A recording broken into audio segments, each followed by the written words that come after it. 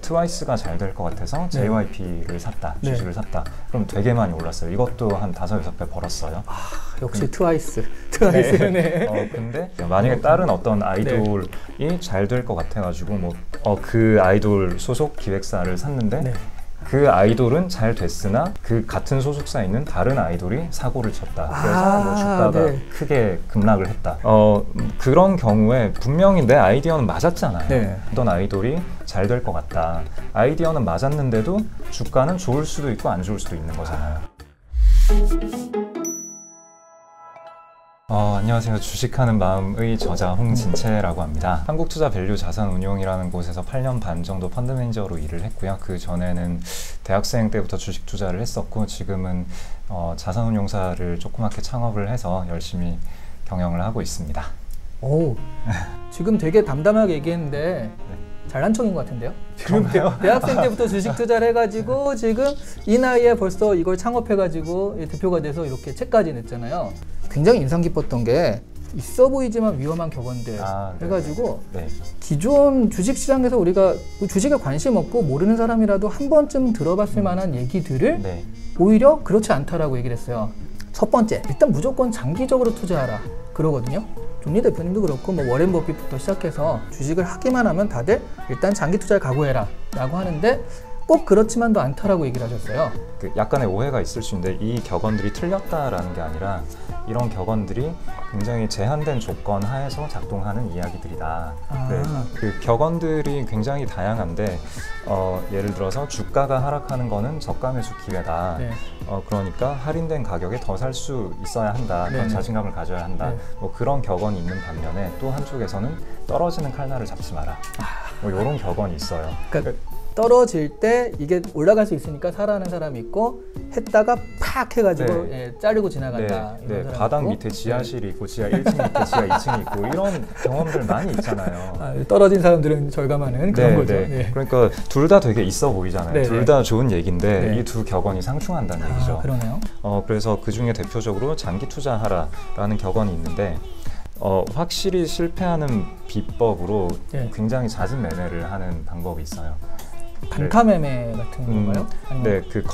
거래를 한번 할 때마다 들어가는 비용이 사실 되게 어마어마하거든요. 그렇습니다. 여기에 대해서는 책에 자세하게 적어놨으니까 일단 넘어가고. 근데 되게 순간 이렇게 장사를 지금 구매 의도를 책에 자세히 있답니다. 근데 그 짧게 매매를 하시면서도 굉장히 잘하시는 분들이 있긴 있거든요. 그래서 단타가 무조건 안 좋다 이 얘기는 또 아니고요. 좀 걸러 들으셔야 되고 한국의 대표적인 기업인 삼성전자만 한 30년 그냥 보유하고 있으면은 그러면 몇십 배를 벌었다. 그냥 대표주 찍어서 장기적으로 가지고만 있어도 쉽게 돈을 벌 수 있다. 이런 얘기를 듣다 보면 좀 그럴싸하잖아요. 근데 30년 전으로 돌아가 보면은 시총 1등 기업은 삼성전자가 아니라 한국전력이거든요. 한전이요? 한국전력 그 다음에 2등이 뭐였더라? KT였나? 그렇고 그 다음에 3등에서 7등까지인가가 다 은행이고요. 그 다음에 포스코가 있고 그 다음에 삼성전자가 있고 10등에는 대우가 있어요. 저런. 지금 세부적인 순서는 제가 약간 틀릴 수 있는데 일단 책에 순서가 나와 있고요. 아무튼 그러면 그 중에서 시총 9등 하던 삼성전자를 굳이 골라서 30년을 보유한다? 그러네요. 그럴 해안이 있다면은 지금 굳이 어떤 우량주 장기 보유해라? 굳이 그 격언을 따를 필요도 없는 거죠. 그러니까 그때 삼성전자를 사가지고 30년 장기 보유한 사람은 지금 굉장히 해피하겠지만 10등인 대우를 사가지고 보유한 사람은 그냥 휴지인 거잖아요. 그러면. 그렇죠. 1등인 한국전력을 샀더라도 휴지는 아니지만 똔똔이거든요. 30년 동안 주가가 오르지 않았어요. 연 1% 정도 올랐거든요. 그래서 장기 투자를 얘기하시는 분들이 예를 드는 것들이 되게 제한된 거다라는 그런 얘기가 될 수도 있겠네요. 그 장기 보유를 했을 때 돈을 벌 수 있는 기업은 아주 제한적으로 있거든요.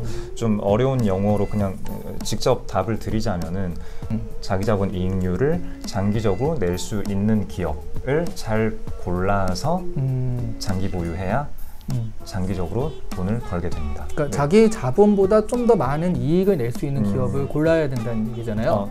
그러면 ROE 같은 거는 그 일반 투자자 입장에서는 쉽게 알 수 있는 건가요? ROE는 쉽게 알 수 있습니다. 어떻게 하는 거죠? 네이버 주식 쪽을 가셔도 되고 아니면 그 FN 가이드 컴퍼니 스냅샷이라는 곳이 있거든요. comp.fnguide.com. 네, 거기 가서 보시면은 아주 간단하게 알 수 있어요. 네. 남들과 반대로 움직여라. 무릎에서 사가지고 어깨에서 팔아라. 근데 이것도 반드시 그렇진 않다라고 위험을 경고하셨어요. 네, 어깨 용어로 역발상 투자라고도 부르고요. 네. 혹은 격언으로 치면은 공포감이 최대일 때 사라. 네. 남들이 공포에 빠져 있을 때 사고, 네. 남들이 탐욕에 빠져 있을 때 팔아라. 네. 뭐 이런 식의 격언, 아주 좋잖아요. 아주 네네. 멋있어 보이잖아요. 그쵸. 네, 이런 격언들인데 최근에 많이 설득력을 가지는 이유는 저희가 3월에 그렇게 급락을 하던 시장에서 용기를 내서 매수를 하신 분들께서 돈을 많이 버셨잖아요. 네, 뭐 거의 뭐 2배 벌었다고 자랑하는 사람도 있고 그렇더라고요. 네. 3월에 개인 순매수가 11조가 있었어요. 코스피 기준으로. 근데 1월과 2월에도 개인 순매수가 4조 원씩 있었어요. 코로나는 작년 12월 말부터 좀 중국에서 하나씩 생기기 시작했잖아요. 네, 그래서 1월에 주가가 빠졌는데 그때 용기를 내서 매수하신 분은 2월에 굉장히 많이 손실을 보셨을 거고 난 주식 절대로 안 해 라고 하고 빠져나가셨을 수 있고 그 다음에 2월의 하락장에서 용기를 내신 분도 3월의 하락장을 맞으면서 또 빠져나가셨을 수 있잖아요. 네, 그 1월에 용기 있게 매수하신 분들, 2월에 용기 있게 매수하신 분들 전부 다 남들과 반대로 움직인 거예요. 네, 남들이 공포감에 빠져 있을 때 용감하게 매수에 나서신 분들이에요. 그러나 손해를 봤잖아요. 3월에 용기 있게 매수하신 분들은 이익을 봤어요. 그러면 1월에 매수하신 분들, 2월에 매수하신 분들, 3월에 매수하신 분들이 이 의사결정의 질에 얼마나 차이가 있을까? 과연 크게 차이가 있을까? 어떤 차이가 있을 수는 있어요. 그러면 그 차이가 무엇일까라는 질문을 우리가 던져야 하는 거지. 단순히 시장이 급락하고 있을 때 사야 돼. 이게 언제나 옳은 얘기는 아닌 거죠. 그리고 또 재밌는 얘기가 생활 속에서 발견하라. 이런 얘기가 있는데 아침에 일어나서 네이버 검색하고 시작을 하고 카톡으로 대화를 하면 이게 이렇게 많이 쓰이는구나. 이게 잘 나가니까 이걸 사면 된다. 생활 속에서 지금 겨울인데 호빵을 많이 먹는구나. 그러니까 삼립을 사야겠다. 뭐 이런 식으로 결정을 하라라는 얘기를 하는데 근데 이것도 위험하다는 거잖아요. 네, 기본적으로 생활 속에서 아이디어를 발견하는 건 굉장히 좋은 접근법이고요. 실제로 본인이 생활 속에서 소비를 하고 있으면 트렌드가 어떻게 변하고 있는지 이거를 굉장히 빠르게 알 수 있고 이거를 투자 아이디어로 활용을 한다. 그러면은 성공 확률이 기본적으로 높은 방법이죠.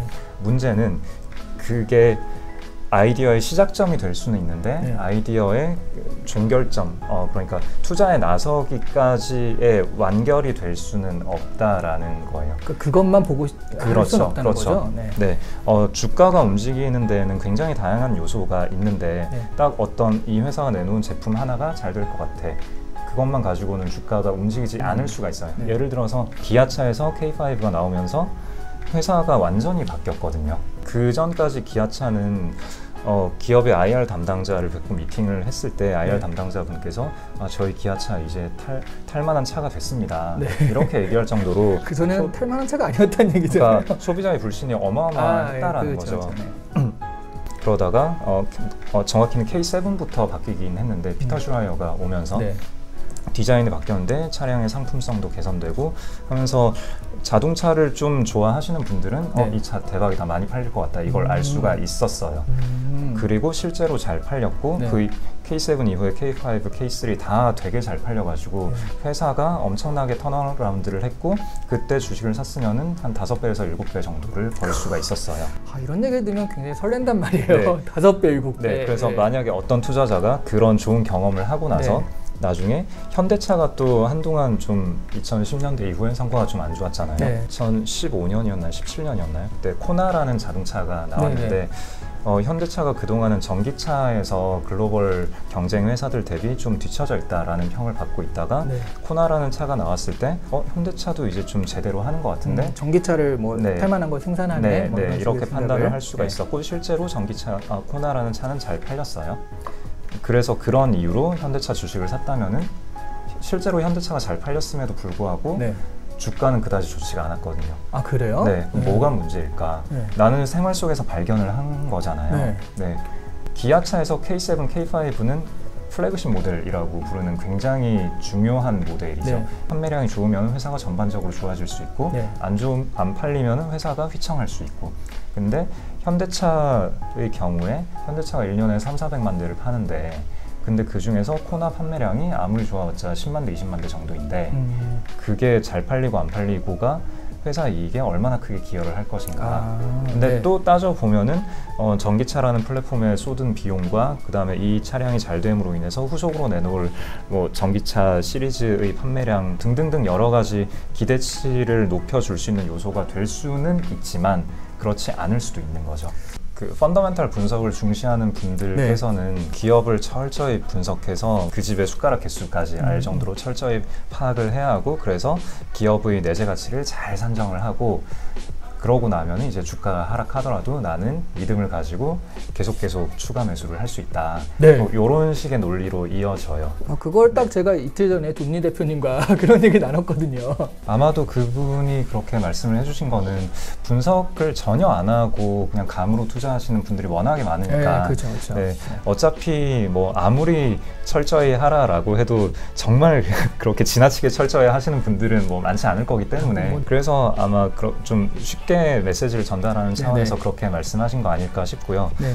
그런 분들이 간혹 계세요. 남들이 아무도 모르는 어떤 회사의 자회사가 땅을 가지고 있는데 이 땅의 가치가 되게 비싼데 근데 이게 시가총액에 전혀 반영이 안 돼 있다. 네. 뭐 이런 식으로 기업의 숨겨진 가치를 찾아내고 이걸 믿고 투자를 하고 장기적으로 보유하고 뭐 이런 식의 투자법들이 있는데 뭐 그것도 좋은 방법이기는 해요. 근데 그게 언제나 통하는 답은 아니다라는 거고 남들이 전혀 모르는 나만 알고 있는 어떤 깊이 있는 정보 물론 불법적인 내부자 정보를 얘기하는 게 절대 아니고 파다 보면은 공개된 정보임에도 남들이 잘 모르는 게 있을 수 있잖아요. 그런 거를 파악을 했다 한들 남들이 알아줘야 되는데 현재 남들이 모르고 있는 거는 앞으로도 남들이 모를 가능성이 높은 거죠. 네. 그래서 중요한 거는 그렇게 되게 아무도 모르는 그런 거를 깊이 들이파는 것보다는 오히려 그 공개된 정보들 남들이 다 알고 있는 것들에 대해서 내가 좀 다른 시각을 가지고 있는가. 만약에 내가 옳다면은 남들이 언제 어떤 이벤트를 계기로 부정적인 시각이 긍정적으로 바뀌게 되는 그 시나리오 그런 걸 내가 생각을 해낼 수 있어야만 좋은 투자법이지 않을까라는 거죠. 그러니까 오히려 철저히 분석하면 그런 함정에 빠질 수 있겠네요. 맞아요. 나만 아는 정보인데 맞아요. 기존의 어떤 주식을 얘기하면 무조건 해 막 이런 얘기만 듣다가 또 이렇게 좀 한번 브레이크를 살짝 걸고 자기가 생각하는 시간이 되었던 것 같아요. 그럼 그거 진짜 조심해야겠네요. 야 이번에 뭐 비밀 정보가 있어 하면서 이런 사람들 있잖아요. 일단은 잡혀가고요. 비밀 정보는 얘기를 해도 잡혀가고 들어도 잡혀가고. 네.